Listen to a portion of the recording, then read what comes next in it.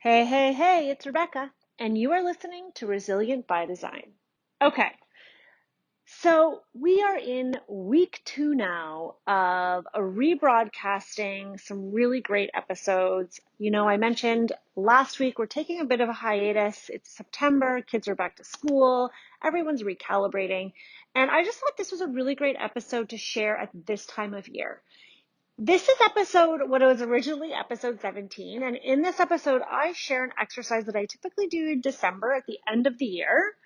But actually, I'm kind of thinking September might be a better time to do it. It's when I assess the projects I've done. I look at the types of projects and clients I've worked with, and I start to strategize for the future and decide, who do I really want to work with? Because so much of business growth has to do with working with the right clients. I can't even tell you how many times I have accepted a job only to find out that really it's not the right fit, but hey, I'm already committed and I have to see it through. This is coming right ahead of our big launch for Momentum, which is my marketing course. But as you guys know, it's a whole lot more than just marketing. It's a holistic approach to establishing your brand as a design firm and really understanding who you are targeting with your messaging, what makes you unique, and how you can attract that dream client. So this is really one of the first steps. And this is just a little snippet and a little taste of the type of detailed, coaching information that you get inside my courses. Anyhow, I hope you guys enjoy the rebroadcast of this episode, How to Stop Working with the Wrong Clients. All right. I'm Rebecca Hay, and I've built a successful interior design business by trial and error, podcasts, online courses, and so many freaking books. Over the last decade, I've grown from an insecure student to having false starts to careers, and now I'm finally in the place where I want to be. Throughout my journey, it's been pretty obvious that I'm passionate about business and helping other entrepreneurs do the same. Each week, I'll share tangible takeaways from my own experience and the experiences of other badass women to help you build your confidence and change your business. Let's talk about clients. And actually, I forgot to mention before we get into this episode, I'm offering everyone a freebie with this one. So if you go to RebeccaHay.com/17, that's where this episode will lie on my website. And I'm going to give away the discovery call checklist that I use to help qualify clients before I've even gone to meet them in person. So I'll talk more about that later in the episode, but I don't want to forget to mention that. There is a freebie with this one, and you can also go to the show notes and just click on the website, and it'll take you there. Okay. Everyone's heard about your ideal client avatar, right? It's this elusive thing that every business needs to have, but somehow struggles to find. The idea behind it is you want to serve the people that you want to serve, not just anyone who comes knocking on your door. The trouble with that is that when we're starting out, we really are just so grateful for any business. Like, honestly, let's be real. I'm pretty sure for the first 5 years, maybe more, I took every client that came my way. Anyone who wanted to hire me, if people didn't want to hire me, then I guess you could say I didn't take them on, but it wasn't my choice. It was always theirs. And, I didn't really delve into this idea of your ideal client avatar until much later in my business. It's really only been the last few years that I've paid attention. And the idea behind it is your ideal client is someone that you need to be able to really understand. You want to tailor your marketing efforts and your communication skills, communication and all those things towards that specific person. So this person needs to be specific and concrete in your head. Who are you serving? Is it, a young professional couple who's just bought their first home and you want to work with those people?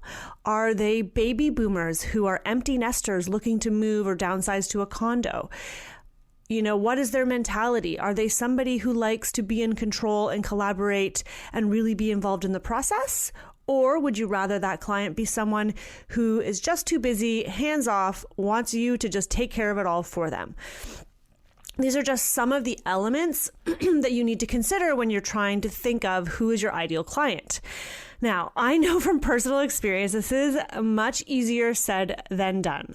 I cannot tell you how many times I've taken a course or been part of a mastermind or done a workshop where I've been asked to do this exercise to identify my ideal client.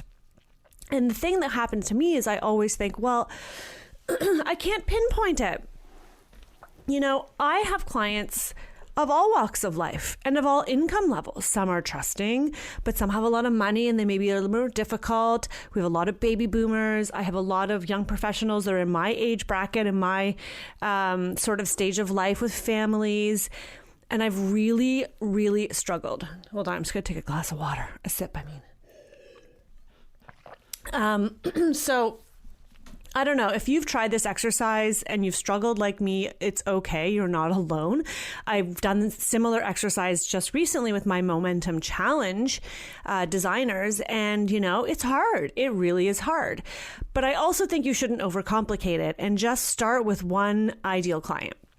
Okay, so today's episode is not fully all about that. What I want to talk about more specifically is how do you stop working with the wrong client?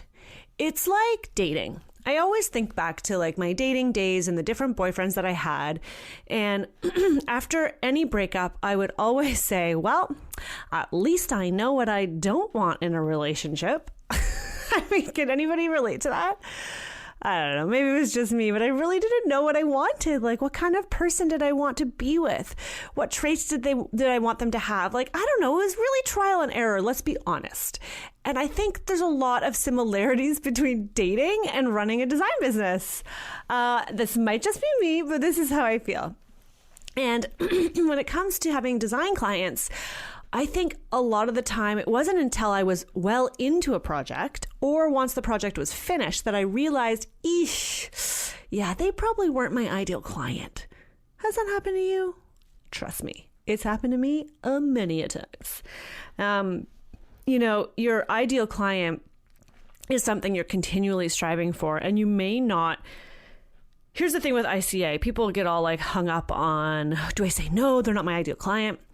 I think an ideal client is something you can strive towards, but I think a wrong client is something you can actively run away from. So you may not get your ideal, perfect dream client every time. It's going to take time to get there. You have to build a reputation. You have to build a skill set. You need to get to the right people. You need to work on your marketing and your networking and like keep working at it. But in the meantime, when people come to you, you need to know if they're wrong. So you're probably thinking, well, what do you mean? What is a wrong client? How do I know if I'm working with the wrong client? Guys, you just know. It's like that gut, that thing we have, it's called our gut intuition that nobody listens to. I'm terrible at that. I love it when I'm trying to make a decision and people are like, well, what is your gut telling you? I don't know. If I knew the answer to that, then I wouldn't be in this predicament. Bugger off. But it is a little bit of understanding and trusting your gut, and it's learning from experience. I would tell you that when you can stop working with the wrong clients, you will free up space for the right clients to come your way. Okay, so how do you know if the client is wrong?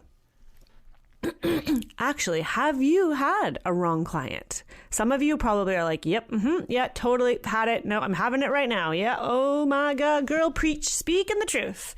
And some of you are like, I don't know, like I had somebody, but they were like a little bit difficult, but I wouldn't say they were wrong for me. So here's what I want you to do. If you're driving, you're going to have to just make a note to do this later. I know I give you guys a lot of homework in these episodes, I've realized. I don't know, I really learn by doing. So for me, when I put pen to paper, it starts to commit something to memory and something happens. We just in Momentum last week, we did this great exercise, which is called the marketing map.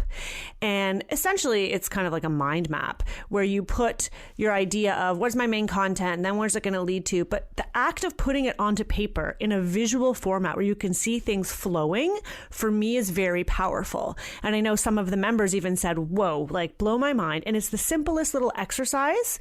But I think, especially for designers, so many of us are very visual, it's super helpful. So here's an exercise that I recommend you do. And I actually do this every year at the end of the year. So this is part of my yearly review before I move into the first quarter of the new year. It's part of my planning. It's part of my opportunity to look back and see what worked and what didn't. But you can do this at any time. And if this is something that you've never done, I say you should do it now. And what it essentially is I want you to create a list of all the clients you have ever had, or if you want, just the clients in the past year.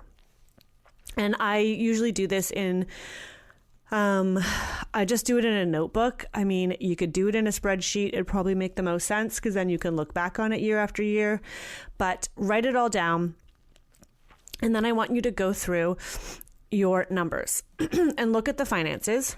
Right? So look at and write down next to each client how much money you made, like your profit, or how much money they brought in, whatever benchmark you prefer. I like to look at profit, like how much money did I actually make after cost of goods, like after I've paid out for all the things that we purchased and after my expenses. But if you can't figure that out, just look at the total cost of that project. Put that number down next to each client.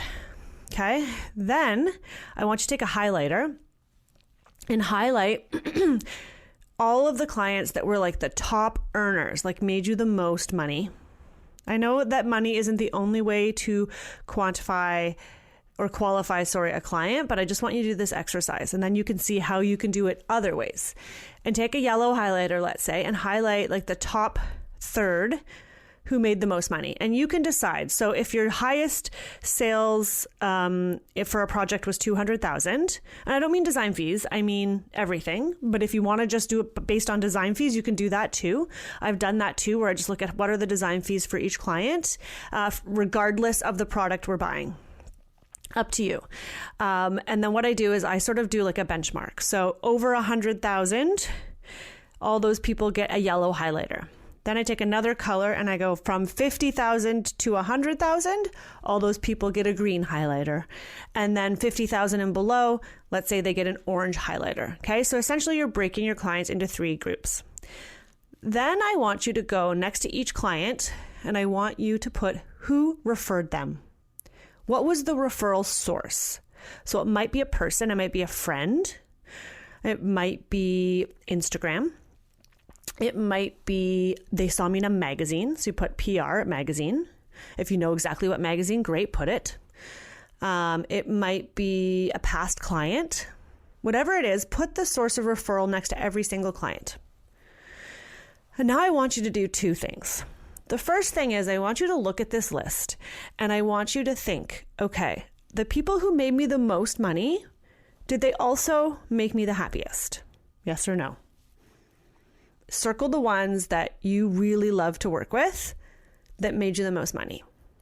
Then go down to the middle tier. Circle the one that you loved to work with, even though it was sort of medium income for you. And then I want you to go to the bottom and circle, same thing, a client that you still really loved, even though their budget was super small. You absolutely loved working with them. It was easy. You left feeling really good. They made you feel good about yourself and your skills and your ability. And like, you just loved it. Okay. So you're circling them. You might start to see a pattern. I don't know. I will tell you more often than not, I see people circled that are higher up that pay more money, but not always.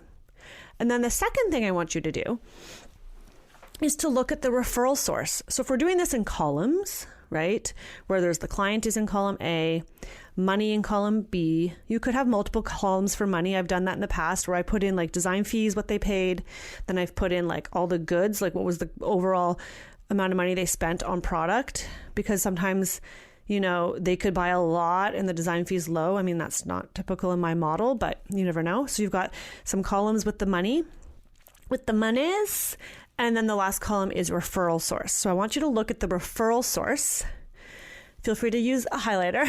I like color coding things. If you're in Excel, you can do this super easily. And I'm sure I should probably start doing this in Excel. And if you see somebody or a referral source repeated, I want you to highlight that or circle that in the same color. So for example, my friend Sue Ann. Sue Ann referred me. Oh, interesting. There were 3 jobs last year that Sue Ann referred me to. She was the connection. Okay, I'm going to circle those in blue. And then, magazine. Oh, interesting. Style at Home. Oh, and then another magazine. Okay, so it's not the same magazine, but it's magazines. It's publicity. I'm going to circle those. And then you want you to look and see. I found this really powerful. I did this exercise a few years ago, and I realized that there were 2 main sources, 2 friends, like girlfriends of mine, that were giving me the best referrals. They were giving me the most referrals, and it happened that most of the referrals they gave me were in the higher income bracket. Do this exercise, because what you might find is that, shoot, I need to be focusing my marketing, my energies, my networking in a different place than I thought. Maybe instead of spending so much time on Instagram, I know, it sounds silly for me to say that because I love my Instagram. But maybe instead of doing that, I need to be taking these people out for dinner more and spending more time with them. And this is not disingenuous. Like, these are probably people that, for me, they were friends. It was just I wasn't making time for my friendships. And I realized, shoot. And then I started doing, if you can't get together with them, do a Zoom call or even just send them a thank you. What I've done for friends who've referred me or realtors who've referred me, that could be another source for your referrals as a realtor, is send them a gift card to Starbucks. Just like, thank you, your referral means a lot to me, like a nice little email, or you could put it in a card and send it in the mail. That's what I usually do. Something nice about getting something in the mail. To just nourish those relationships. This exercise I first did because Jenna Kutcher, who was a photographer, and she does some courses on Instagram and Pinterest now, online courses. And she talked about when she did this as a photographer, she was doing wedding photography. And then she went through and she looked at the referral source from the past year of her clients, her wedding clients. And the bulk of them came from one event planner. And so she realized, oh my goodness, I need to be putting more energy into this relationship. And her business exploded. Obviously, there's other factors, but this is a really important exercise. So now that you've got a good sense of which clients brought in the most money, which referral sources are your best, that's just kind of a bonus of this exercise. I want you to look for patterns and trends. And I want you to think about the happiness factor, because honestly, the reason I think it's important to start working with the right client and not the wrong client is because you're just happier. Like, shoot, guys, like freaking seriously, think about it. How much fun is it to design a space or stage a home when the client just comes back and is like, wow, I'm so grateful. I loved everything you do. Working with you is a dream. I mean, who doesn't want to hear that? Hello? I mean, come on, people. Unfortunately, that is not the reality for most of our clients because of many things. It could be personality. It could be financial. It could be us not setting their expectations for the type of service we offer. There's so many reasons. But I want you to look at and recognize, because sometimes you know in your heart, like, oh, I loved working with this client. But look at it. Did they make you money? And if so, and if you're really happy, like, where did it come from? Get more of those clients. But also, it's really helpful too to look at and say, which clients did I not like working with? So then what I do, and I would never show my clients this, never. I do a separate page where I go best and worst. And it's 2 columns. It's like you write best and worst at the top of a page, you draw a line below it, and you draw a line down the middle. This is like old school pros and cons. and I just pull from that list and I write down all my best clients according to me. So it may not be because of the financial, it may not be because of referral source. It could just be that they were just so incredible to work with. Unfortunately, they did not have the budget, but they were just so great, because it's not just about money, and I'll tell you why in a second. You put all of your favorite, most absolute best clients on the left, and on the right are the ones you're like, oh my God, I don't know why I worked with them. I wish I had not worked with them. And it doesn't have to be like a disaster project. It could just be at the end, you felt like they fought you on all of your choices. They didn't trust you. It was exhausting. In the end, you didn't want to photograph it because they started to meddle and they wanted to go shopping on their own. That type of thing. That's not an ideal client for me. So they go in the worst section. And then you look at your best clients, and this is where you need to pull from that and look at and decide, what was it about them that made them your best clients? It could be financial, but it could also be personality. It could also be trust. It could be shared interests. And I want you to create a list of all the things that are attributes of that perfect client, or not perfect, but best client from last year. Because that is the type of client you want to look for, but we're not done. Now you need to do the same thing for the worst column. And this is where it gets interesting. Take that worst column and pull out all the attributes. Why did you not like working with them? Why were they the worst client? They didn't have enough money. They didn't trust me. They wanted to continually see. The revisions dragged on forever. And like, guys, these are things that have happened in my real life, and they still happen in real time. I'm not saying that I figured it out, but I figured out what needs to happen because I'm so close. And you pull out all those attributes. Those, my friend, are your red flags. Okay. Are you with me? Are you still with me here? I know this is like I'm coaching right now. This is insane. So sorry. This just kind of took a turn. Sometimes these podcasts just go like, Rebecca's getting really like teachy. I just think that when you do it yourself, it's so powerful. It's one thing to hear someone talking in a podcast. You're like, yeah. Yeah. But when someone gives you like the podcast episodes, I know that Luann Nigara, I love her podcast. But a couple years ago, I listened to one. I unfortunately don't remember the name of the guest, and it was a different exercise. But he literally walked us through an exercise with a piece of paper, folding it, creating columns. I don't even remember what it was about, but at the time I thought, this is amazing. This is gold. And I actually went home and listened to the episode again, and I did the exercise, and it was very powerful. So I think that's always stuck with me. So thank you, Luann. You're probably not listening to my little podcast, but thanks. And so that's why I'm doing this, I guess. Do the exercise, guys. Trust me. And you should do it every year. And probably at the end of 2020, I will remind everyone to come back and listen to this episode as part of your yearly review. So if you've done it already, you'll know exactly what to do, and it'll go so much faster for you at the end of the year. Okay, so now you know what attributes of a great client are for you, and what attributes of a not so great client, worst client, bad client are for you. Those are the things you want to not focus on, but you do want to think of those as red flags. So what you do with those red flags is you write them on a piece of paper and you use them and you remind yourself so that every time you have a call with a client, you can listen for those. At the end of the episode, I'm going to share with you a freebie. It is the discovery call checklist that I use when I qualify a new potential client on the phone. I highly recommend you create one like that. You don't have to use mine, but it's important that you have a script in front of you for every time that you talk to a potential client. So you always want to ask them who referred them or how they heard about you. It's really important. This sounds, so many things in life sound so straightforward, but guess what? I never used to do it. Like I literally only started doing that probably a year ago. Again, as you guys will learn, I like to learn from lots of my own mistakes. Like people tell me things, I'm like, yeah, whatever. I don't need to do that. And then, years later, I'm like, oh yeah, wow, I did that. That was so powerful. Ask people, because what might happen is they may not turn into a client, but you can still start to track where you're getting leads from. And then at the end of the year, and this is what I haven't done yet, but I'm looking forward to doing it this year, so I will report back. You can look at all the leads you got, which are the prospects or the people who are interested or inquire about your services.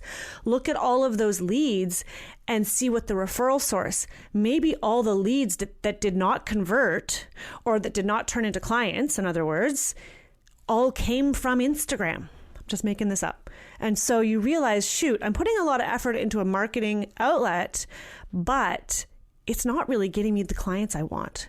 However, the clients that turned into clients that ended up being my best clients all came from my good friend, Sue Ann, right? So very powerful, tracking and reviewing. But the qualifying checklist, which I call it, is really great way to make sure that you don't miss any key points when you're having a conversation on the telephone. I definitely recommend you do a call before you go for a consultation. I know not every designer does this. The times I have not done it, I have regretted it. It really helps you to get on the same page. And you guys know when you're talking on the phone with someone, if you have like something in common, or if they sound like they're hesitant, if they have a million questions about budget and they're asking if you can modify your service offering, that's a red flag, right? And then you look at your list of red flags and you say, oh, these clients needed to be in control. This person is saying that they really like to be in control, but this time around it's too big of a project. They want to hire a designer. Ding, ding, ding. That just happened to me, by the way. That should have been a red flag. And it was like, at the time, I was like, this feels like a red flag, but I could really use the income. And that's going to happen. But ideally, if you can start having these phone conversations and you are really upfront about how you work, and then look at your list of red flags and check anything off. And if they've checked off a few of those red flags, you really can sit down quietly after the call and think about if you really want to meet this person. And if you do for a consultation, be prepared when you go into that consultation that you might need to say, it's not the right time, I don't think it's the right fit, or you make it up. We're just really busy right now and I don't think we could take on your project.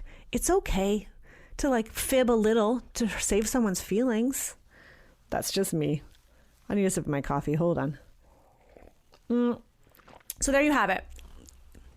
You need to stop working with the wrong client.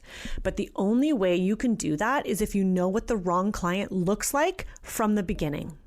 And how you can do that is by reviewing all the clients you've had. Now, if you're just starting out in business, I recognize you won't have this experience. So this is going to be a little bit harder. What I would encourage you to do is focus on your ideal client. What attributes do you want in an ideal client? Do you want them not only age? I think people get really caught up in, my client wears Prada shoes. My client goes to this gym. My client is 65. My client is blonde. Like, I think that's all really nice and having that visual is important. But what I think is more important is the personality traits. Are they trusting? What is their relationship with money? Because you can get that at the different income levels. And that's what I was mentioning earlier. It's okay to have some of your best clients that don't have a lot of money, because as long as you're profitable, if they make you feel amazing and you can photograph that space and you can showcase it, it's okay to take on those projects. I would rather have a client that makes me feel good, that it's so simple to work with them, it's easy, than a client with a lot of money that is sucking up my time and my energy and my stress. That is just me. But if you are just starting out, think about those attributes that you know, what's the type of person that you want to work with you? And stop working with the wrong client. It's okay to say no. It's important to recognize what are the factors that would turn somebody into a not ideal client. Recognize those early on. It'll be easier to say no, because if you can kind of squash it in the butt in the discovery call, then you don't have to have that awkward conversation in the consultation.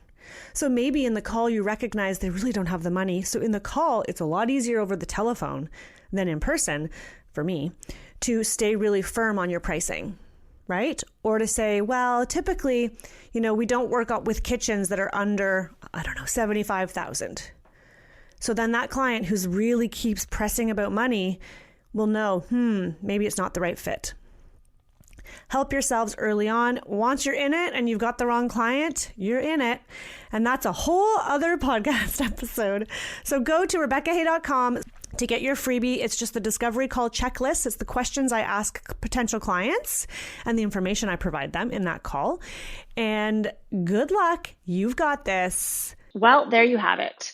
I hope that episode was insightful, was helpful, and at the very least, maybe just got your mind thinking, the wheels turning about the types of clients you really want to work with and how you can make that happen. If you guys liked listening to this or love learning about this type of work, then I really suggest you check out Momentum that's coming your way very soon. It's not open for enrollment yet, but it is coming at the end of September.